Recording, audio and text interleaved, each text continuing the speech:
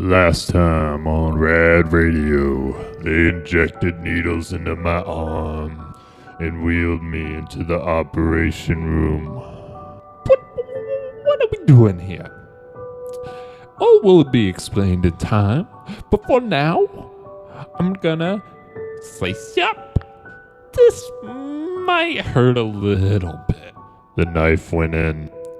I was powerless against these overlord suppressors. I was just a pawn in their game. I was a rat in a cage. Well, for now, you're gonna go into a little prison. And whenever you feel like you can change your mind and help us, then we can talk again. So, bye-bye for now. Toodaloo. I fear that the power they hold now is greater than ever before. And I fear that it'll be laid into us with no remorse.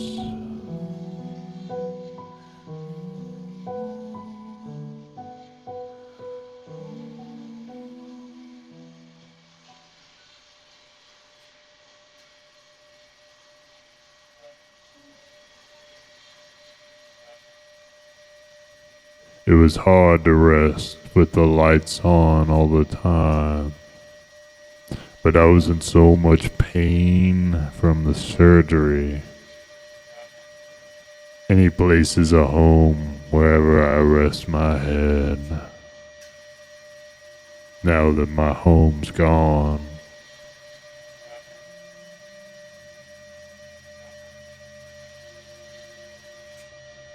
Troy had a look on his face. He was looking off into the distance. Allah turned to me and said, "Now, Jax, I had found out from a couple gods that they were going to bring us in and debrief us on what they want us to do. We don't have a choice here, we just do as we're told. The question is, are we gonna go with the sheep, or are we gonna be the shepherd? You see, I'm not one to follow, and I feel like you aren't one of those either. So you think we just cause a problem? We won't get harmed? We just protest and decide to not, and what? We get shot down? Like rabid dogs. Well, we can at least put up a protest. I mean, they're taking away our human rights, our dignity. Don't you think we at least deserve? I think we deserve a lot better than this, of course. But you must understand that these values that we used to hold are no longer.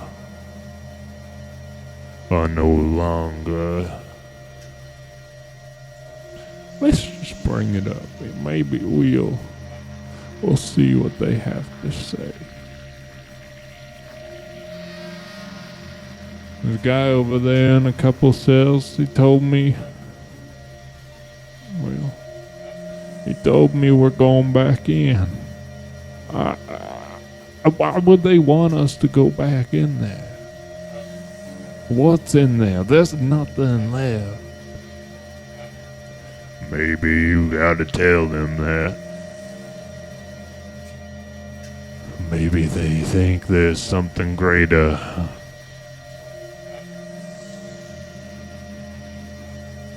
After a while, some guards came by the jail cells that we were in and opened up the doors, put us in some zip ties, and walked us to a room. There were a select few of us. Me, Troy, and two others. I wasn't too familiar. It seemed like Troy might have talked through the bars at him while I was asleep. At this time, it seemed like everybody was struggling with their voice box. Problem with it is that my voice, it's not what it used to be. In fact, I feel like I don't have much control of how I sound.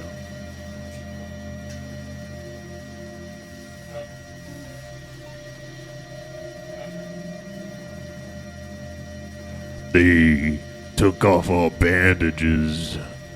Bandages were soaked with blood. They replaced them with new ones. They cleaned up the wounds, as if to dress us up for the camera. I was ready to find out why I was being treated like this along with my cohorts here. We were lined up in what appeared to be a boardroom. Beyond the pedestal that lay in front of us was a large symbol represented the United Nations. I noticed a camcorder in the back of the room. I felt like an animal on display, like at a zoo. I was being picked apart for entertainment, whose I wasn't sure of. The doctor entered the room, the very man who ripped me open. I had some choice words to say to him,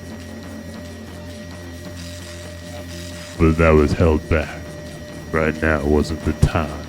I needed answers, and I was about to get just that. You know, this used to be a hell of a good country.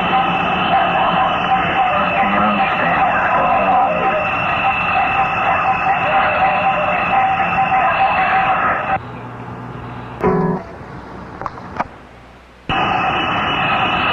Of course, don't ever tell anybody that they're not free, because then they're going to get real busy killing and maiming to prove to you that they are. Oh yeah, they're going to talk to you and talk to you and talk to you about individual freedom. But they see a free individual, it's going to scare them. No, don't make them run and scared. No, it makes them dangerous.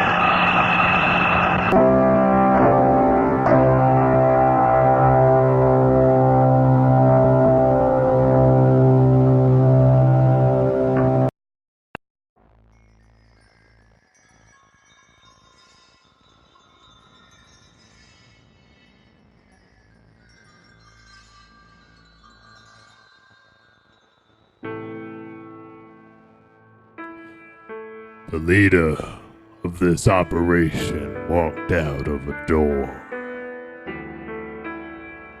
Of course, he was fitted in military attire. He was heavily decorated. And he looked like a brick house.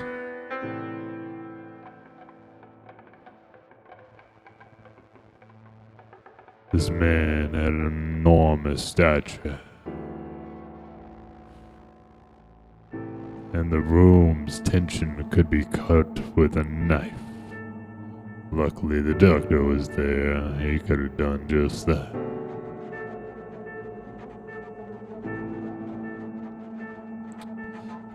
General walked up to the podium that was in front of the United Nations sign. We sat to the side, standing. Cameras cut to live, and he began to speak.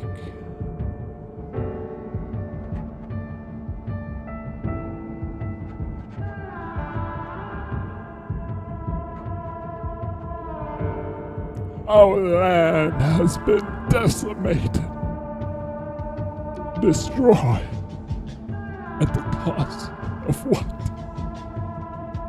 There's nothing left. Any healthy individuals that lived inside of the exclusion zone are gone, vanished. The individuals you see next to me, these are the survivors, the lone survivors of this attack. We knew not the devastation that was coming to our land. Why did we do this to ourselves? The world may never know. Are humans meant to get along? You see standing in front of you today, these individuals, these volunteers, willingly went under an extreme operation that has never been done before. They have been fitted with a technology that will allow them to re-enter this exclusion zone in search of survivors. We know not of what lie inside of the zone. We have been hesitant to send in troops, but these survivors that lived inside of this area have dedicated their lives to go back and retrieve information for our scientists who are attempting to understand what lengths those bombs have done to our environment. We know not for what the world may be. These souls may prove to be our only answer. For their bravery, they will of course be rewarded. I wish you the best, and may God bless each and every one of you on your journey. You are not doing a service for your nation. You are serving your world. The camera shut off. The lights dimmed.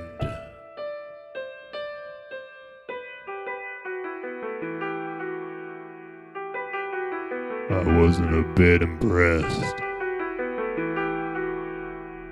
This wasn't volunteer work. This was a political takeover.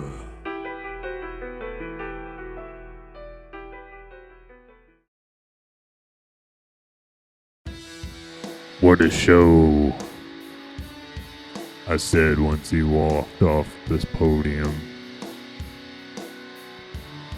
He walked up, and we got the real debrief.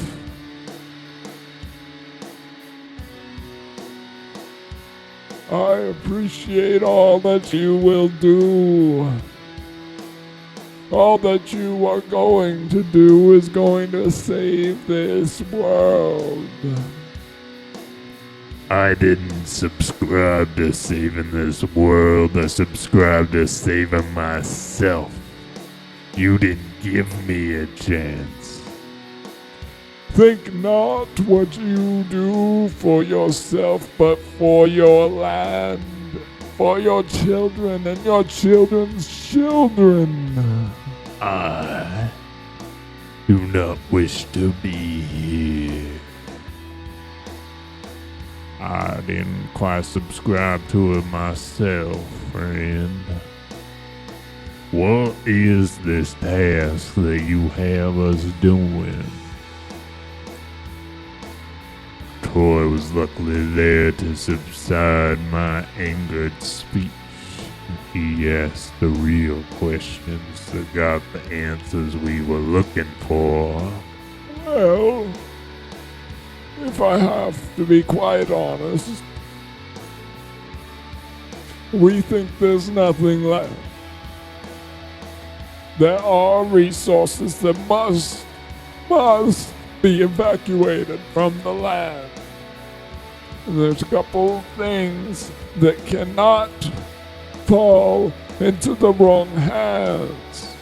We know the state of this world, and we know if you don't go back, there will be no future for the survivors outside of the exclusion zone.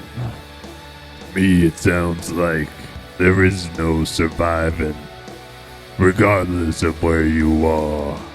What is on the outside of the exclusion zone? The world has been tainted by war.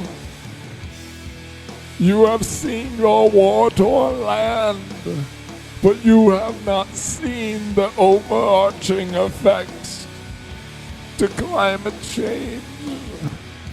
This world is sick. There's some places from satellite view that are still emitting large portions of radioactivity. That is one of your tasks. The other is to get to a couple of locations to grab final resources. These resources are invaluable. If this is such a high priority, why are you using us? Why not military-grade veterans? Why survivors? What's wrong with us? Why? What is this chip inside of us? There's so many questions that I don't have answers to. I understand your hesitance and your anguish and your anger, but all will be revealed in due time. You're gonna tell us right now. Well, I'm not going anywhere. You will go where you are told, or you will suffer. I don't think you understand me.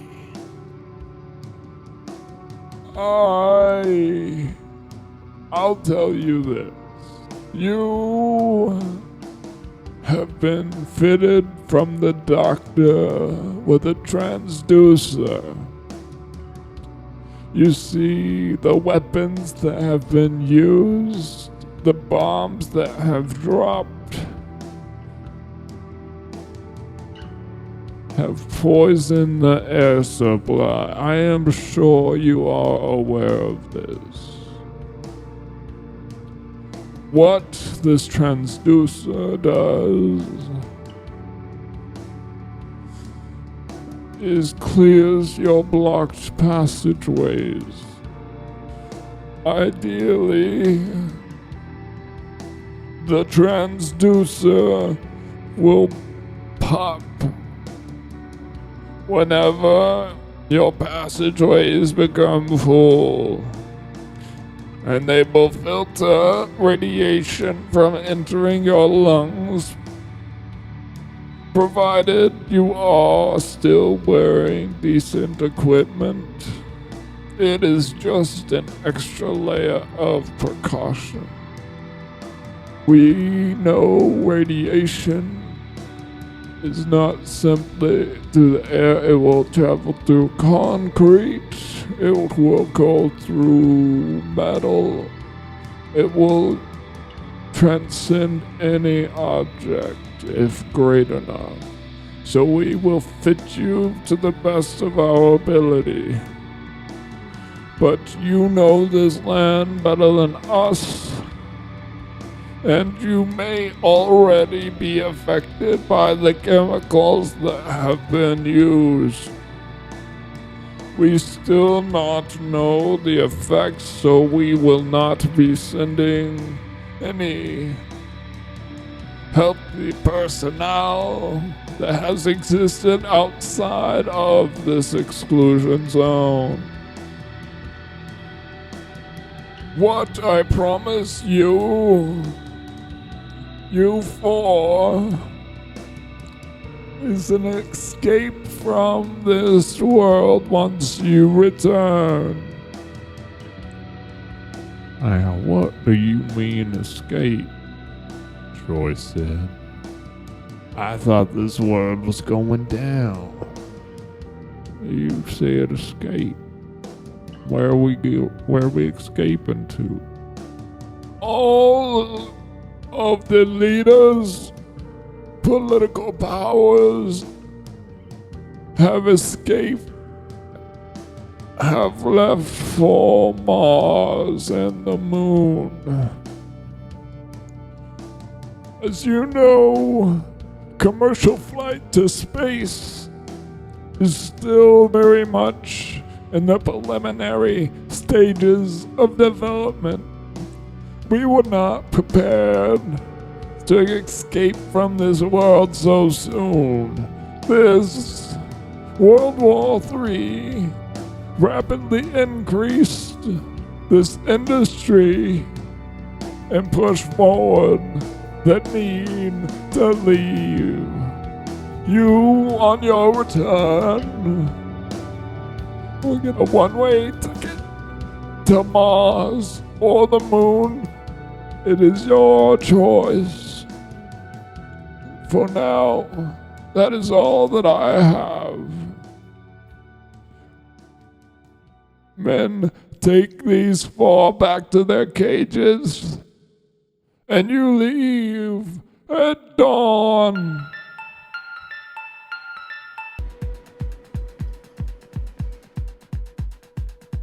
My head was pounding, full of rage. Not only had I been a prisoner,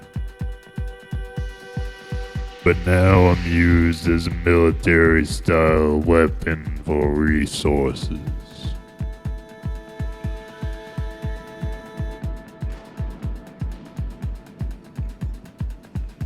Politics aside, it'd be better to get outside of this cage anyway. Not that I want to go back in that place, but I'm not doing much good in handcuffs or behind bars.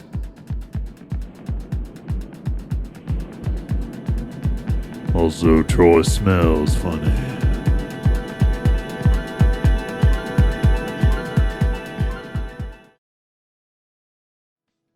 The guards returned us back to our cages, and we prepared to leave this prison. After a couple of hours, the guards returned. They had articles of clothing called rat suits, supposedly to push away 100% of the radiation that was affecting the area. They also recalled back saying that we don't know what kind of chemicals are out there abundant. for sure, but what they were, we don't know, is what they told us. We were walking into a world of the unknown. We also were given a radio shortwave transmitter. These were used before the war. International broadcasting systems. Quality was weak, but they were consistent regardless of the situation. Relying only on batteries, you just needed a place to transmit from. We were told to tune in to 49 kilohertz. We were decked out with weapons. They were hesitant to give us any ammo, but we got fitted, popped on the suits, turned the dial on to a radio, and they walked us with zip ties to the door. The main gate was open, the very place where I felt that gun touch the back of my neck. That cold hard steel was something of the past in my mind that was now being let free. Out of my zoo now, back into this rotten core of a world. They cut the ties, they pushed us past the gate, and then lowered down a crate full of ammo. Uncertainty seems to be a reoccurring situation for me. I was very certain that the world was gonna end. I was always ready for that. I never questioned what I was gonna do once the world was over. I haven't had much of a choice these past few days rather than to walk.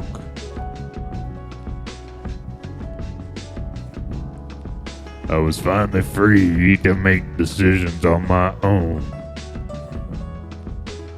I had a path laid out in front of me from this commander. The choice was mine. Troy seemed like he was very set on getting out of here alive. He just wanted to do what we were told.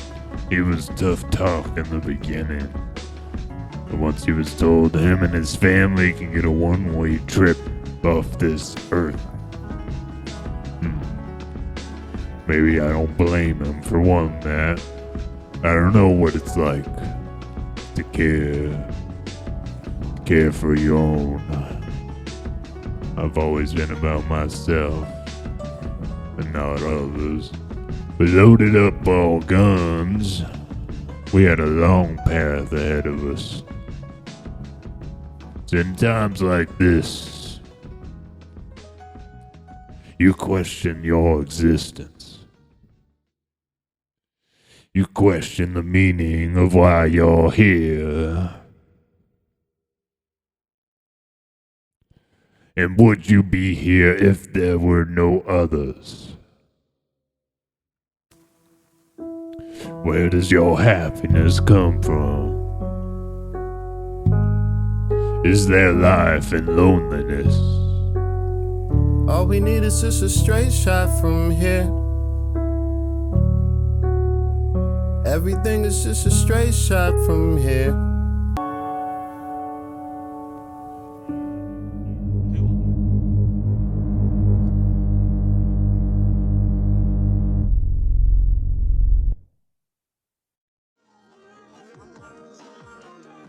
Do I want to be a survivor in solitude?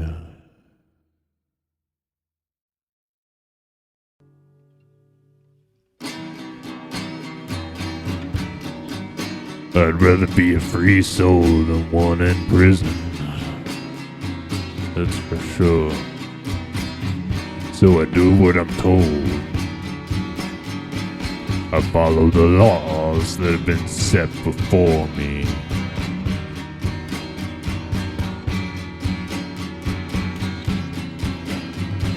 That being said, I still hold the resentment to those of power. And I believe in time they will get theirs. In time. Once we find our footing, we'll be back. It may not be with their precious resources,